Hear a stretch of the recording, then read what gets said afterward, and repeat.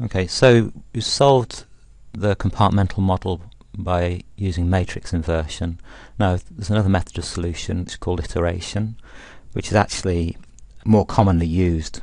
It relies on computing power, it relies on the thing that computers really are most useful for, which is doing very, very fast repetitive actions, and you'll see that that's what's going to happen.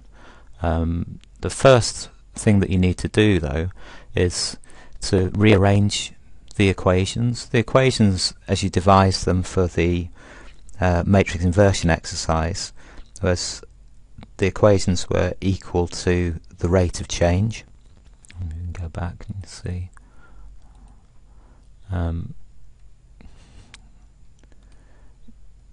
You'd put the coefficients in, and by multiplying the coefficients by the concentrations, everything's going to equal 0, because that was the rate of change.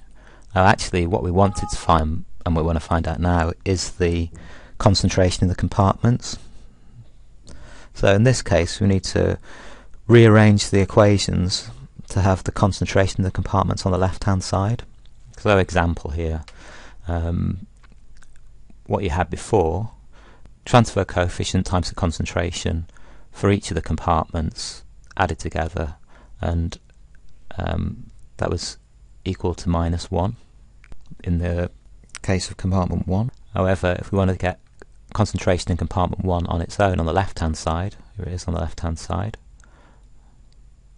then we need to rearrange, and all we're doing is making these other terms negative, because we've moved them over to the right hand side, so they've become negative.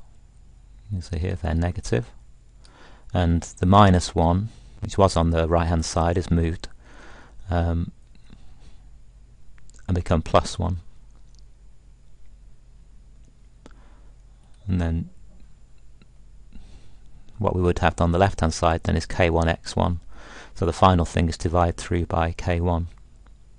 So that's straightforward rearrangement. You need to do that for each of the compartments, so x2, x3, x4 and x5. Remember, the others don't equal -1, they equal 0. It was only the compartment 1 that equaled -1. So this equation is the same for all, apart from for compartment 1 it equals -1, for the others they all equal 0, but they need to be rearranged. So we have x1 on its own, and x2 on its own, x3 on its own, etc. Okay, once you have those equations you need to write them in. So the first one's written in for you, and the equation is in this part here. Okay, which is what you've got written. You can see it's referring to the coefficients and it's referring to the concentrations. That's where the concentrations are going to appear. This is the equation that you need to write into Excel.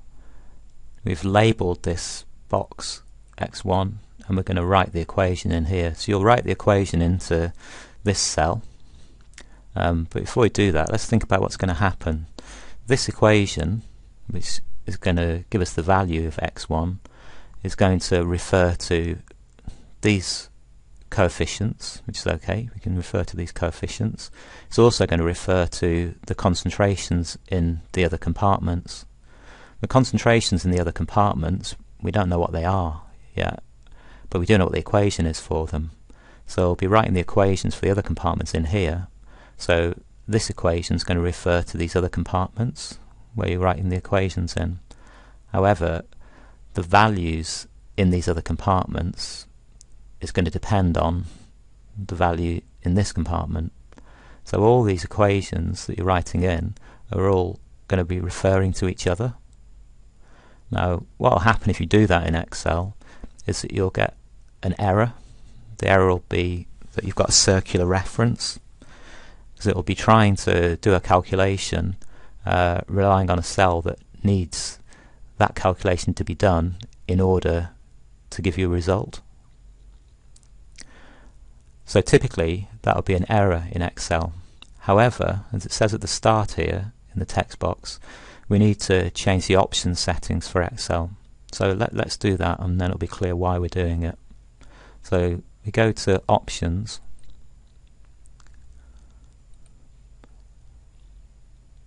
formulas, and actually normally what you'd see is it would be set like this, set to automatic calculation, because you know when you type a formula in Excel and you enter it, then it calculates it immediately. What we're going to do is change that to manual recalculation, so it'll only calculate when we tell it to, and we'll do that by pressing F9. And we're also going to enable iterative calculation. I'm going to change this. You can leave it, but this is just to show you what's going on. We'll change the maximum number of iterations down to, so I'll just do one at a time. We'll come back to this maximum change. There we go. So say OK. Right. So the way this process of iteration works is that effectively you guess the answer. We've got 5 unknowns and they all depend on each other. So we'll guess an answer for all of them, and then from the guessed answer we'll use the guessed answer to work out what the answers would be in the other 4. So if you like, we'll use the guessed answer in the first, use that to work out the answer in the other 4.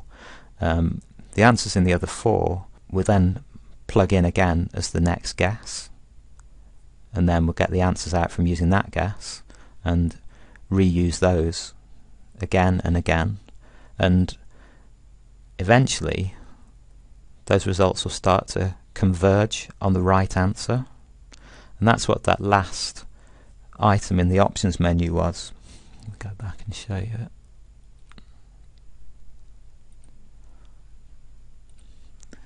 This is the maximum change. So what we're looking at there is as we go through one cycle of iteration to the next, which is when we take the answers and then plug them in again and look at the new answers. If the new answers are only different by, in this case, 0.001, then we'll take it that we've got the right answer and the process will stop. Otherwise it will keep on iterating. At the moment I've set the iterations to 1. You can see you can set to 100 or 1000. Just let it spin round and round, taking the initial guess, using the initial guess, and then reusing the answers from that initial guess and keeping on reusing them until the numbers themselves, the answers, don't change anymore. When they don't change anymore, it means you've got to the right answer. So let's just run that through and you can see what happens. First of all, we need to write these equations in for the other cells, and you need to do that. I've written those in, you need to do that yourselves, but just to explain a little bit more about what else you need to write in, you need to have worked out this formula, this part here, for each of x1, x2, x3, x4, x5. But in order for the iteration to work, we need to be able to insert an initial guess into the cell. So in order to do that, that's why we've got this if statement. The if statement is a function in Excel where different things can happen depending on conditions. What goes into the cell, what gets inserted into the cell, depends on some other condition. For our conditions, we've got this stop and start, and we've got stop being 0 and start being 1. So the if statement refers, first of all, the first term in the if statement is the conditional. In this case we've just referred to that cell. Now Excel takes a value of 0 as meaning false, and a positive value as being true. So we don't need to write anything in there except just that cell. That's why I've chosen to be either 0 or 1. So it reads 0, then it takes the reading as false, which means the next statement won't be inserted into the cell, but the last statement is. The last statement is $5, which is the initial guess. So if the switch is set to 0, then what will be written into the cell is the initial guess, which is 2. So that's what's going on there. Now once we change that to a 1, then that will be positive. So it will read, if $4 is true, which it is, if it's positive, then it will insert the next statement into the cell. rather than the last statement. And the next statement is the formula that you've worked out. So that's inserted in there. So we've got our initial guesses in the cell. So if you think what's going to happen, you've got this formula. When we tell it to calculate, then the order of calculation is no longer automatic. And Excel, instead of if you've set it to manual recalculation, then the calculation moves from left to right and top to bottom. So the calculations will move through and it'll do this calculation first, and it'll work out the value of x1, assuming the value of x2, 3, 4 and 5 is 2, and it'll insert a value in there.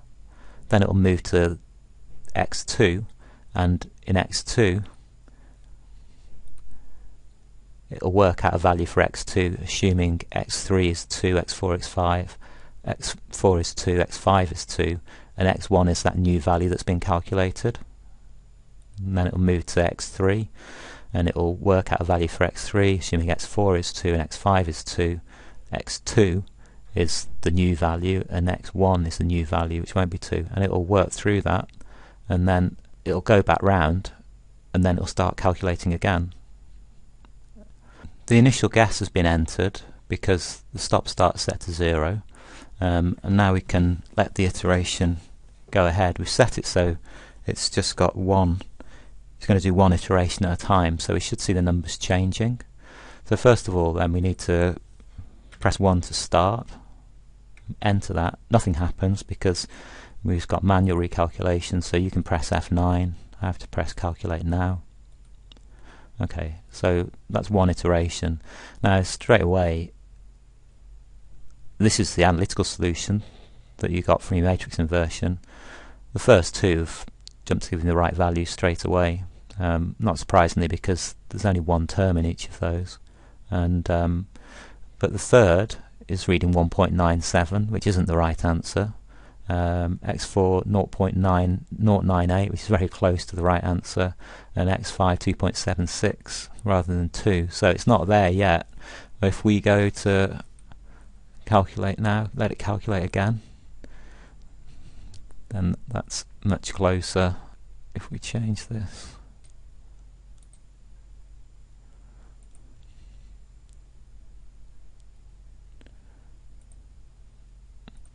to 2 decimal places, you've got the right answer just after 2 iterations.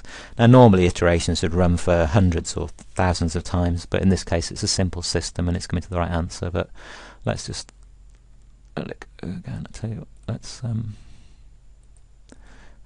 put it back to some more decimal places just in case we can see any change. No, they've not changed. Okay, so that's us getting to the right answer by iteration. Now, one of the things that you need to do, if you use an iterative method, as we said with any numerical method, but particularly with this iteration, you need to change the initial guess, because it may be that you get the numbers converging in a different place with a different initial guess. If that's the case, then you can't really solve the problem in this way. So we should try having a different initial guess. And I'll let you do that. You can change the number in there and see if you still get to the right answers. So that's the process of verification.